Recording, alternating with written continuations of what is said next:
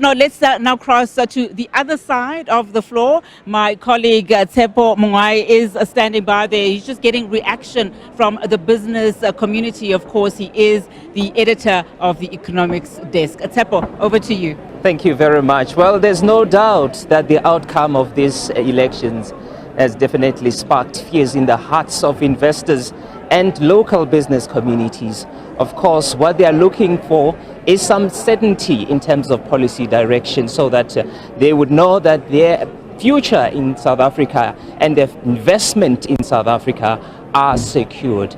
Whether the current policy direction will continue or there will be some drastic policy changes, that's the main concern. For more on this, we are joined by the CEO of Black Business Council, Kganki Matabane. Are you concerned as the business community? Thank you very much, Tshepo, and the viewers, and for having us. Remember, South Africa is a constitutional democracy, and what is happening now is part of democracy. It is democracy at play, and hence the markets will obviously, like any other time when there are elections, the market will be concerned. But we don't think there's much to be concerned about as business. What we are hoping, and then this is what we're busy lobbying for, is to ensure that whatever type of arrangement, whatever type of coalition happens, there's not going to be serious policy change and policy direction. There must be certainty. Business wants certainty. South Africa must remain as a market friendly. South Africa should remain as a democracy like it is. And then once those are satisfied, it will be a little bit easier to do the other maneuvering that is going to happen. But we need leaders. We need leaders who are sober, who are going to be sitting together, sitting down with each other, and put the interest of the country first. The interest of the party should come second, because the electorate basically have said to the political parties, we don't trust one of you to govern the country alone. We are saying the message that basically the electorate have said, they said, we are giving you a mandate as a collective. So as a collective, political parties must then say, first prize is the country. Any other thing can come later. So there shouldn't be a serious policy shift, because we all know what the challenges of the countries are. There's a huge unemployment. That's what we need to resolve. There's a very, very scary high crime rate. The economy is not growing. Those are the things that we should consider. We should concern ourselves. All the political parties should concern themselves about those things. And we must also say, 30 years into democracy, economic transformation has not moved as fast as it could have been. Let's do something about it.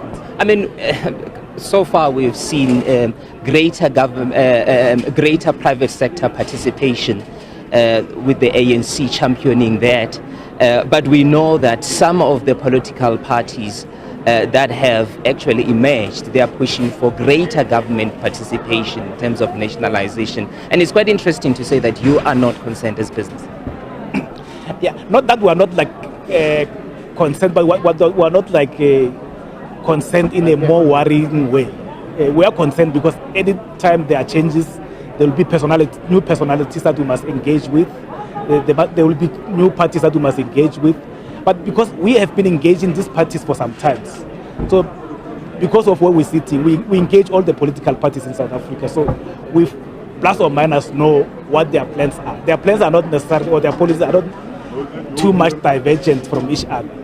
The issue, I think, will just be implementation. As far as the private sector involvement is concerned, I think private sector has gone to government and say, government, we've realized you are struggling with 1, 2, 3, 4, 5. Without interfering with your issues of government, we will make our resources available to help you. So whoever comes into into power, private sector will still issue will offer the same help to say, this is our countries, all of us. It's not only the political parties countries, it's the country of us. So we have to make it work.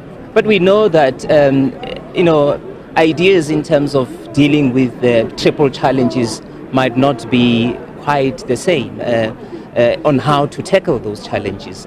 But what is it that from now on as business community you'll be doing as the partners engage each other? That's the final question. So between now and the day when the parties agree, we will be engaging with the political parties because we can't leave this into chance and only react once it has happened. So we will be engaging with political parties that are busy discussing coalitions, and then we'll be part of that solution. Thank you very much. That's the CEO of Black Business Council, Kganki Matabane. And of course, they are concerned but not worried.